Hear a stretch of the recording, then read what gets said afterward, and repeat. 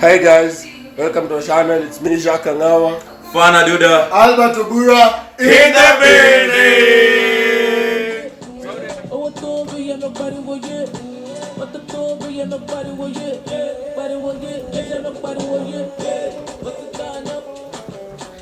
Hello, welcome back to my channel. It is Wahura Kabutha in the building.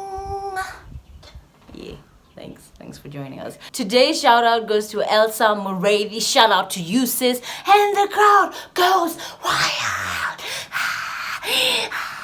Never get old. Will never actually get old. You know what I'm saying? So, what inspired this story time? No one really asked, but I'm just gonna give you this information. I've been asked, or this conversation about like my fondest memory from being a kid has come up. And I could, in the moment, I can't think of anything. So I'm like, you know what, let me think of something. And I've come up with like 5 of my fondest childhood memories that I hope you enjoy, that I hope you just feel some, some happiness inside your heart, even if it's just for these few minutes that you watch this video for. And something else that I also want you to do, please just share even just one fond memory. Although, if it's hella long, I'll still read it though, but just write. I'm saying that on your part in case you have to type like a wrong English came with a boat, so you get what I'm saying. It is what it is. We just accept who we are, and who we are is what we accept. Is that a thing? Did I copy from? No, I made it up now. Huh? So the first fondest memory is when I was about 10 years old, and my brother was, I want to say 7, 8, so I was probably 9, 10, so he was about 7, 8. And we loved, when I tell you, Die Hard, Issa, rest in peace, Nameless, Ogopa DJs, Jua Kali, like just to name a few. The ones for that time when those songs were peaking and the Kenyan industry is doing Fanya. At least right now we're getting back on track. But anyway, that was the time that my brother and I were like die-hard Kenyan musician lovers, for lack of a better word. And even we had like all the CDs. Remember CDs that should actually give you, standing ground on how long ago that was. That's like over. Shit, you're telling me I'm that old? Jesus, it was a while back. Let's just keep it plain and simple. I remember even like on the weekends or when we'd be at home, because it was just the 2 of us at home, or my parents have gone to work, we'd just be playing those songs. I remember, pick up my goatee, pick up my goatee, pick up my goatee to Fidale. Those are songs we used to dance, and we knew all the Naskias,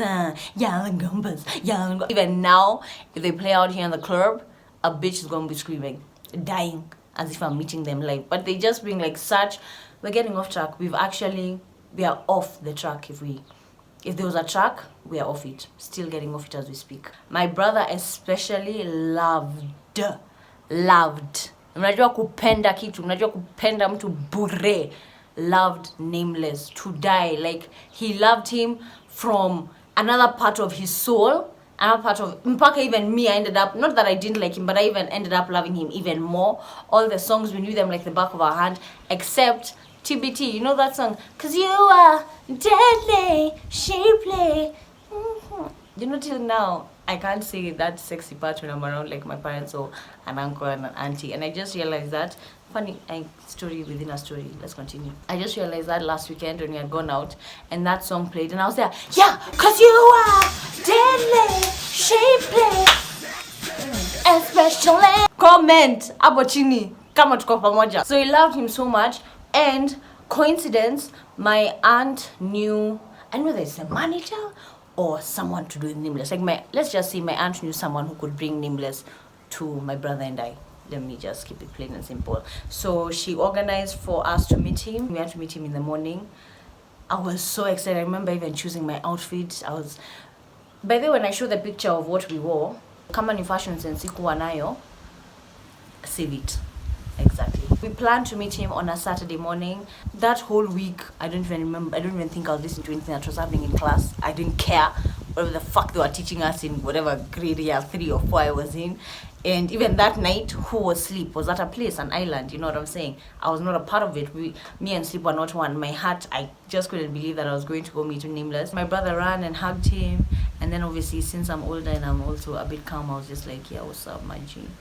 But in my heart, you know what I'm saying, in the chest, I was crying, I was screaming, I was so excited to see him, and he was so nice. Like till to date, sometimes even when I remember this story, I'm like, how nice of him to have just come and say hi to my brother and I, because he didn't have to. It wasn't like by force. He just did that as a favor to make us happy. And honestly, I'm still talking about it at freaking 23. You know, like a whole, let's do this math. So I was 10. Oh, it's not too much math. A whole 13 years later, and I've still kept this picture by, oh, it's on my face, I can't. Okay. By the way, nameless ukiona huyu ni mimi, that's me, and yeah, that's my evidence. My brother also has one. If I find it, I'll put it somewhere as well in this video. But how cool is that?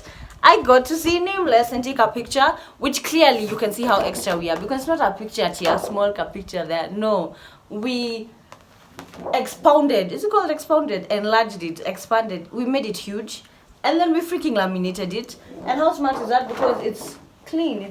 There's a time it was stuck on my wall. Yeah, that's why it has this clip, because it was stuck on my wall for some time, and then eventually I was like, bitch, you're like 16. We get it. You see Nameless. And then now I'm like, fuck it. I'm going to tell the whole of YouTube that I met Nameless. The main reason we actually saw Nameless was because of my brother, because my brother loved him to death. So I also thank my brother for loving Nameless like that with such a passion that Mpaka, my aunt, was like, see, you meet him then. Surely. Second story time happened around that same age group of 10, 9, somewhere there, or 8. I want to say like 9, 10. But my brother, he was 7, 8 or something. Then my uncle lived in Nyahururu, and we were going to visit him. We were, I want to say, 2-3 minutes. So then the roads were rough. You know how roads can be rough, so you drive slower, I get it.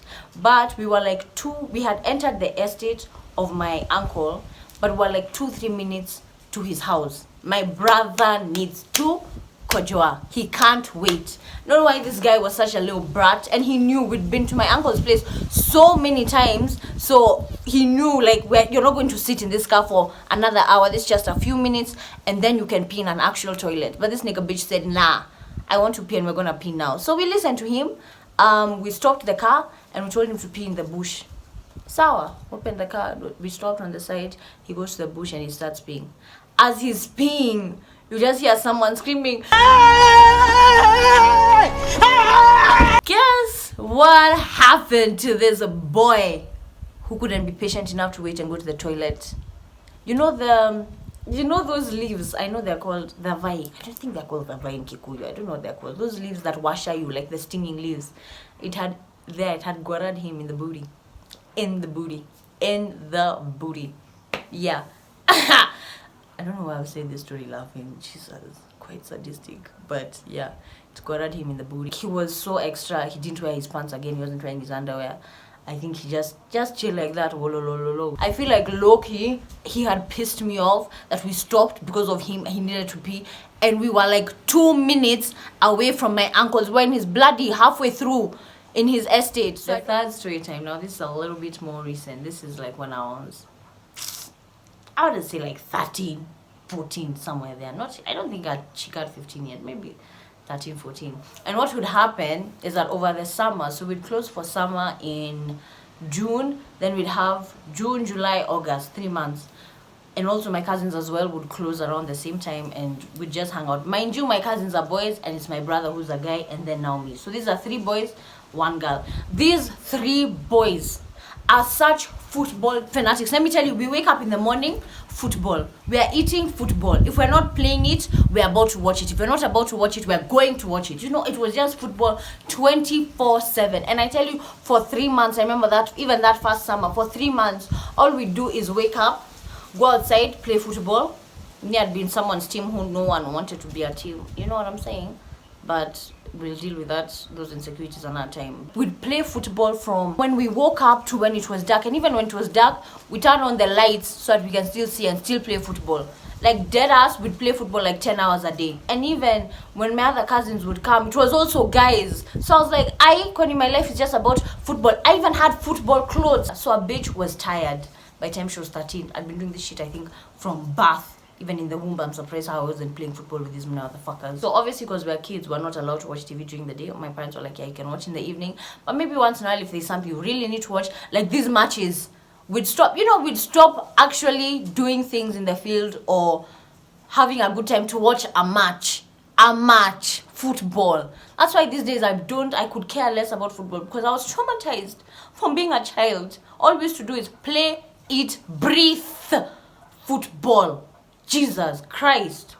I was about to curse, but I can't curse after saying the Lord's name in vain. So I'm upstairs, I'm hanging the TV. I can tell they're watching a match. Sawa. I chill kidogo, then now they're comfortable, I go downstairs. And I literally just walked in the room. I just walked in the room like,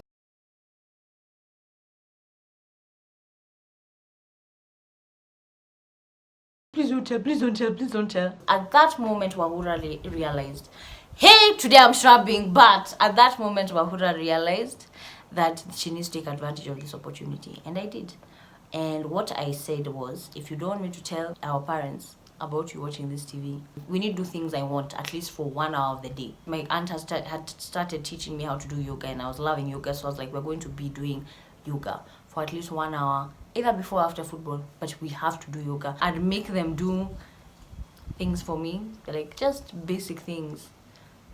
I don't know. Our parents were like, Ati, for you play football, you read. So if you play football, let's say for 3 hours, you read for 3 hours, just to balance it out. But you see, again, all we're doing is football and reading. I don't want to do either of them. You get it? So I'm going to squeeze in one of mine. We are clearly ignoring the girl child, and me, I'm not out here to be ignored. Excuse me, please. God didn't create me for me to be ignored. That's a story for another day. And I remember we used to do yoga at like 6 when we are tired. At the end of the day, we do it in the evening. And you know how yoga, if you've done yoga, you know how yoga, you open your legs in certain ways, and then if your vajayjay, if you're a chick, and your booty hole can make those two noises because it's letting out gas, like the whole time you just be a because I was literally making them do splits in the air. Another thing that I did also in that same summer is that when we were reading, because I used to read in this specific room, I made them make like a comfortable chair for me. So I had like cushions on one side. One time my aunt even came to that room and she's like, hey, you're living like a queen. And I'm like, yeah, that's because I is a queen. And thank God I was the oldest, because this shit would have been shit if I was like the second one or after my brother or some shit like that. So of course I would still do it again, because that summer was lit, and even my summers after that were lit, because I just learned how to, just move the puzzles here and there and everything. I don't know why they didn't stand up to me, because there are 3. Like, as much as you're younger than me, there's strength in numbers. Go start a trade union somewhere there and start saying how you don't want to be chilling and doing things, and there's nothing that I can do. The last 2 story times I have saved best for last, and they are in memory of my grandmother, my late grandmother, rest in peace, Shusho. And yeah, just moment of silence for anyone who's lost their grandparents or lost anyone in their lives.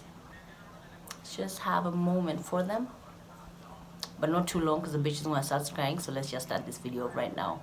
First story time was like, I was less than 9 years, or I was 8 years old. 9 years, what is going on? I was like 8 years old or 7, and my brother was like 5 or 6. Now let me explain to you something about this younger sibling of mine that I love, and my best friend. You get what I'm saying? This guy was so naughty. He was such a naughty child growing up. Even at home, I'm just terrorizing. You know those people who just string nini na kusumbua, you just can't have peace. So one time we were at home with my grandmother. It was my grandmother, him, and like the housemaid, and my parents had gone to work. And my brother had refused either to shower or to eat or something, and my aunt was just chasing him and looking for him. Then my grandmother was such a staunch Catholic. Like, she'd say the rosary like I think every single day. She'd just be walking around the house and saying the rosary. And other fact about my grandmother is that she's the one who taught me how to speak Kikuyu. She's the one who taught me my first language, which is Kikuyu. And then I went to school and shit got fucked up. But she's even like one of the reasons why I'm so pro learning Kikuyu. I just feel like I'm letting her down by not knowing something that she taught me, and she can't teach me. Woo! Hey, my throat was starting to get heavy. Let's go back to this story time. We're talking too much about, you know what I'm saying. Let's get back to this other one. Wow! Damn! Let's say my brother has refused to shower, and you know how kids are normally on a schedule. If he doesn't shower, then he'll eat late, then he'll sleep late, then tomorrow morning he's going to be a bug because he'll be tired and won't want to wake up. So he's being chased around. He runs around, then he runs outside now the house. Me, I was outside with my grandma because she was saying this rosary. I don't know what I was doing, but I was outside and so was she. This guy runs past my grandmother. My grandmother just stops him, pulls him by the cheeks here like this, just does like this twice, and obviously part of it entered his mouth, and this nigga bitch swallowed. He swallowed. Don't let him ever lie to you. He swallowed that saliva. Jesus. I was just like, damn. What did she just? No. Like, can you imagine how pissed? I feel like she was so mad at this child for causing so much havoc. She didn't know what to do with him. Even him, he was in shock. Just stood there like, guy, you sure? And you know what I'm saying? Again, this story time involves my grandmother. So I was about 9 and my brother was about 7, probably turning 8 and me turning 10. And during the day, we were not allowed to watch TV. This is on some holiday, maybe some Easter holiday. We were not allowed to watch TV. Again, my grandmother was with us. But most of all, we were not allowed to watch those Nigerian movies because my brother and I loved watching them during the day. But at night, we would be so scared. And the only people who would be suffering are my parents. We'd wake up at night. Kwanzaa me! Hey, there I wake up from a nightmare. I'm just there like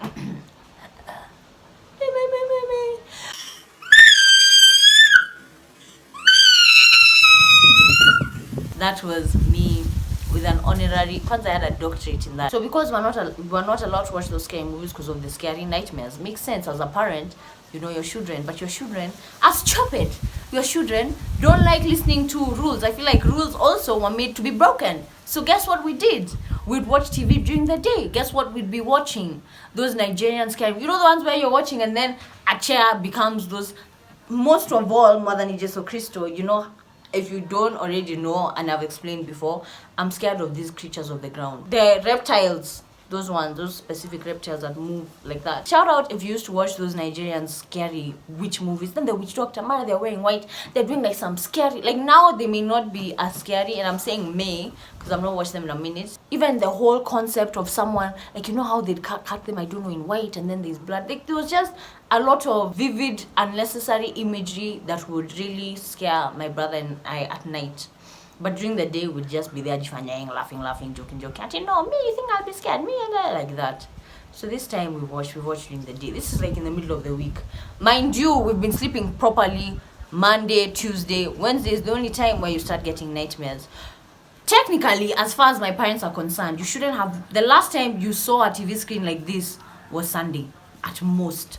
And you are not scared Sunday night. So why would you be scared now? Because of that, you can't say why you're scared. You can't tell, Mom, why are you scared? Because I watched. You can't say that. See, we chill in the afternoon. Those shows, I remember they used to come in the afternoon. Right there, we're watching. We've watched one film, done. My parents come home, sour. It starts settling in. It starts getting dark, you know what I'm saying? We start turning on the lights. We need to see more clearly, things like those. Now it's time to go to bed. Bedtime day, yo. My brother and I used to sleep at least like in the same room. Ooh. But we are both scared. It's not like that used to help. Then in the middle of the night, I'd wake up and sneak to my grandmother. Sure. She just moved. Like over time, eventually, like I'd just go downstairs, knock on her door, and she'd have already moved and made space for me. And I'd sleep with her, and my goodness, let me tell you, your sleep is like you're sleeping in heaven with puppies. It's like God is even wow, that sleep used to be so nice. You know, it reached a point because we'd stupidly, you know, I don't understand why. It's like we don't think as a child. Like you watch this knowing it's gonna make you scared, but then you still go watch it. You know what I'm saying? Like no, I'm not out here watching horrors. That's a lie. I've actually lied because I watched Us. I watched Us like 2 days ago, but I watched it because it was Lupita Nyong'o, and I gotta support my Kenyan girls. You know what I'm saying? That's the only reason I watched it, and I instantly regretted it. Instantly when that movie started, till now, last night, we've slept with the lights on for the last 3 days. Jesus, please. So, what was I saying? I was saying how stupid we are as children to watch scary movies knowing that it's gonna get you scared, but then you still watch it, and you watch it every stupid day. You can watoto wanakuanga hivyo, just chop it. Not even watoto, because I've clearly done it again now, but I don't know why we're like that as human beings. I feel like it's because when you're told not to do something, you want to do something. Thank you so much for watching this video. I do appreciate you clicking on. Akiyani, you saw the video.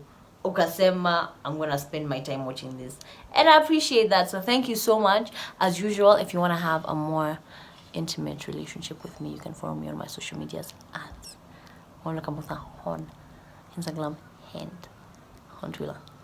Yeah. You will see me next week, same time, same place. Love you, babu.